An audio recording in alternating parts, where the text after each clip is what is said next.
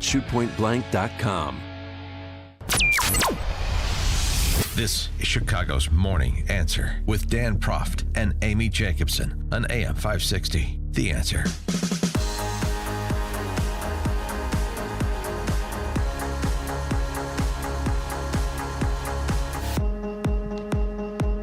Good morning, Dan and Amy, coming to you live from Signature Bank in Rosemont this morning as we launch our fifth annual Signature Bank Business Tour. We'll be broadcasting from other businesses around Chicagoland in the coming weeks. So off to a rousing start. And I don't understand what's happening in Chicago. I'm baffled by this. What's wrong? There is someone running against Bobby Rush in the Democrat primary for Congress.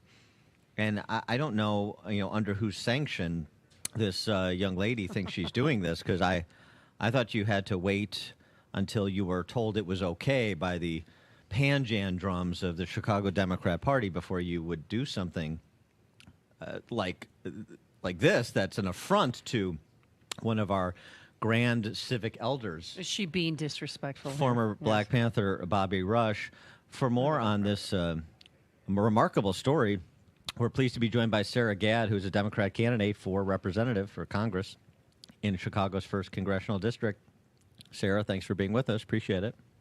Thanks for having me. So what is going on? Who do you think you are? I'm just a normal person who has lived through a lot of the hardships that a lot of my constituents have lived through, and they actually approached me and asked me if I would be willing to join this race and unseat him. There's been a huge absence in leadership in our district over the course of several years, and people have really started to take notice. So now they're actually looking to find somebody else to vote for. And what does Bobby Rush say about your candidacy? Oh, I met him actually 2 weeks ago, and he said to me, "I'm not Jim Crowley, and you're not AOC." And he's like, "I have a life." Wow. What was your response? I was just like, I never said I was AOC. And I was thinking in my head, Jim Crowley actually shows up and votes on House bills and does his job. But I didn't say that to him because I didn't want to disrespect my elders. Well, what has he done for restrained. Can you pinpoint anything that he's done for your district and the people of your district? I met with a senior state senator a few weeks ago, and he said that Bobby gave them $7 million for a bike trail at one point in the last 27 years. Beyond that, I don't know. He claims bike trail probably Did the not. bike trail ever get built? Probably not the most. By the way, gave them $7 million. You mean gave them $7 million of our money? But the bike trail doesn't seem to me is the most pressing issue in the 1st Congressional District. No, I mean he was supposed to build a technology center in Englewood. He got $1 million for that. It was never built. He was supposed to build a church in Englewood. Got $1 million grant. It was never built. So now it's just. Well, where'd the money go?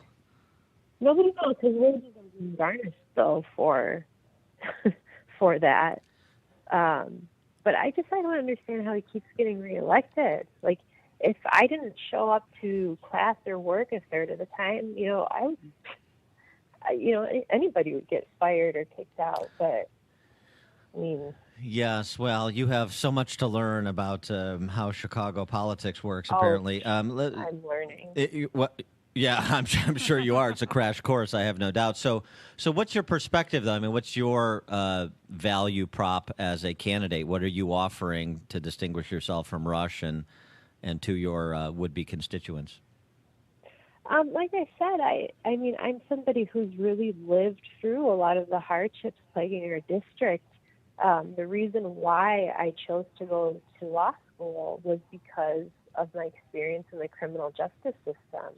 Like, it just shook me to my core to see how our system treats people not only while they're incarcerated, but why it incarcerates them and how it leaves them hanging after they're incarcerated.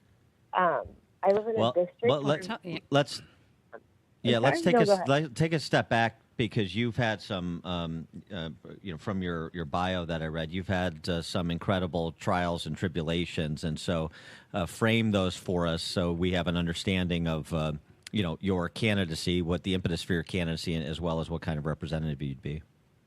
Yeah, so I was in my third year of medical school. I was in a very bad car accident, and I was badly injured. I became addicted to prescription opioids, and that addiction pretty much destroyed my life and took everything away from me. I went from having a full ride to medical school to being a Cook County jail inmate in less than 2 years. And I was badly abused when I was in that jail, physically assaulted, sexually assaulted, stabbed. And, when you get out and you're like, finally, I'm free, the punishment is just getting started. You can't find a job or a place to live. There was a point where I was homeless in the middle of January in Chicago. And just to experience really how far our system takes you south, and living in an area where this is happening to everybody around you, I felt compelled to do something about it. I didn't want to keep living my life being treated like a second-class citizen because I made a mistake in my 20s, and I was operating under the throes of an addiction.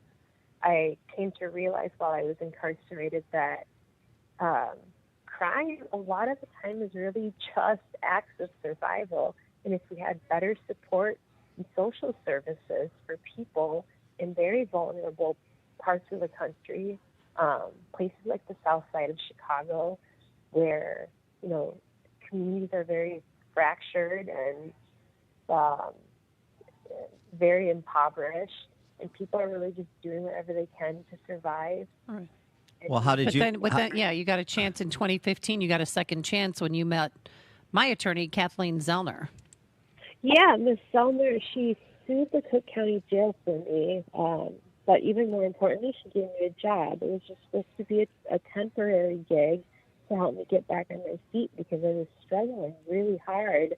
And she just gave me a temporary clerkship, but I took that second chance and I ran because I knew it was probably going to be my only real chance to prove to myself and that I could still contribute to society in a meaningful way. So I just, in 2 months I was escorting Mario Cacharo out of prison, and I had worked on his case.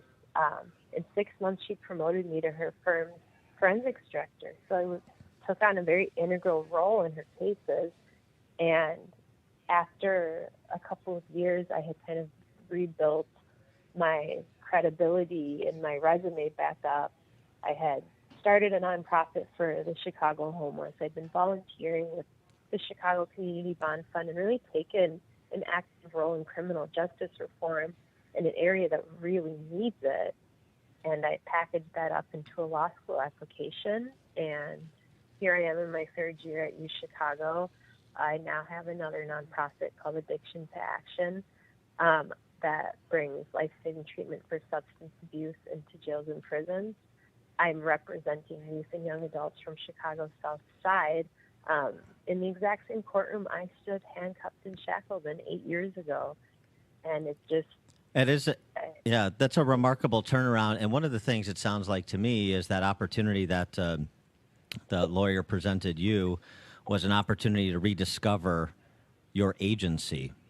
And I wonder how much you think about that, and as you work with other people who are similarly situated, helping them rediscover their agency so they can turn things around the way that you did.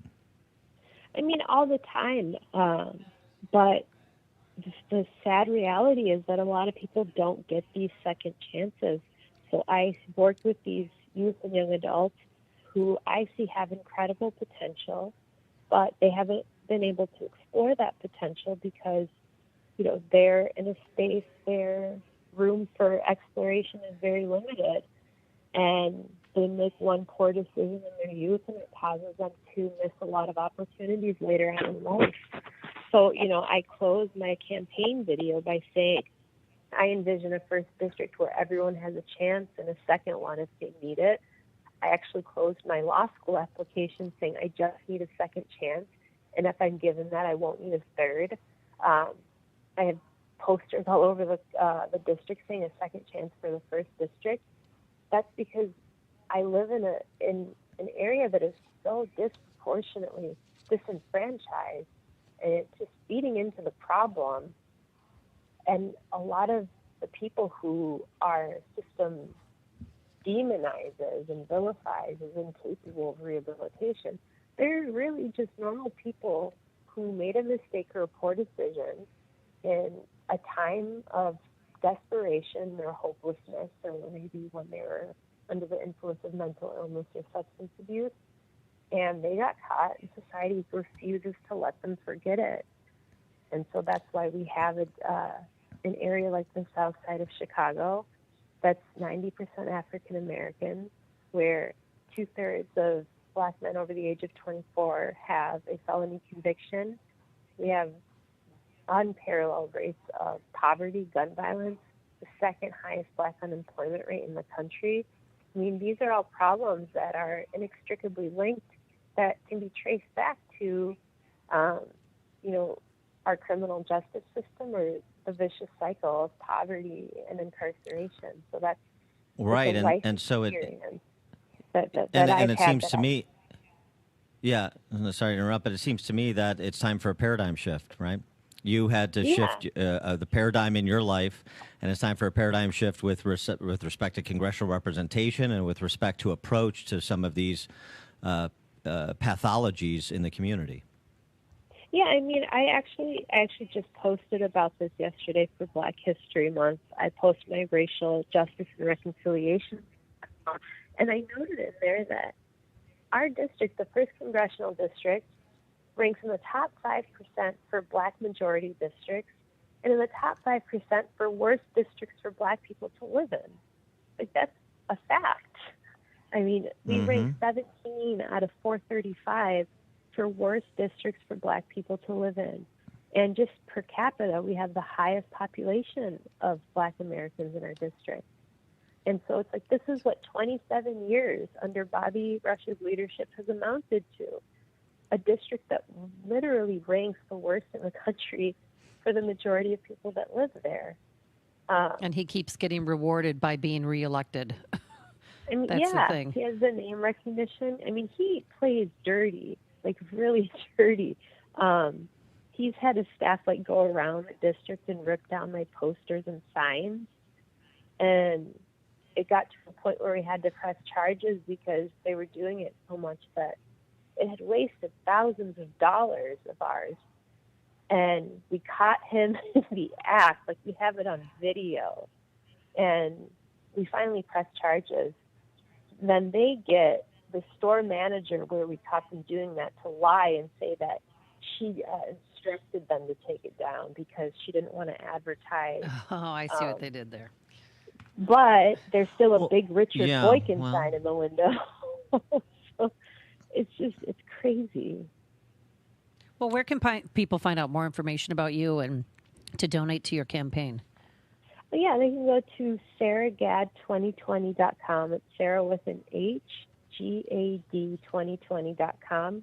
And you can follow us on Facebook at Sarah R. Gad 2020. That's I know you've I know you've beaten the odds in so many respects, but what do you think here? Is this a statement race to put sort of a marker down for younger people for a generational handover, or do you really think you can win?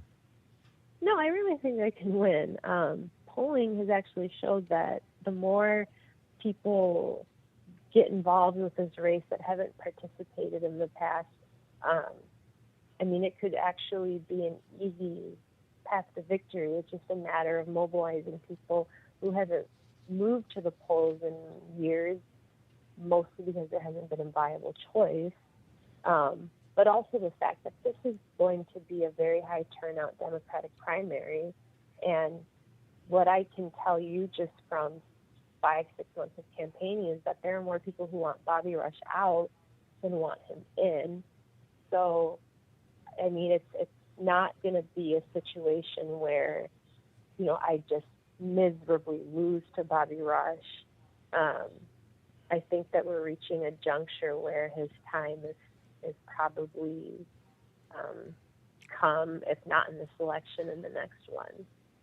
But, Well, you'll know Get your name out there. You'll know you're gaining on him when they graduate from ripping down signs to having his Black Panther Party friends and what he said to you about AOC. provide a little bit more of a presence. But Well, that means he's scared, don't you think? He's no, a little concerned no, about her? I don't think. I do not think that.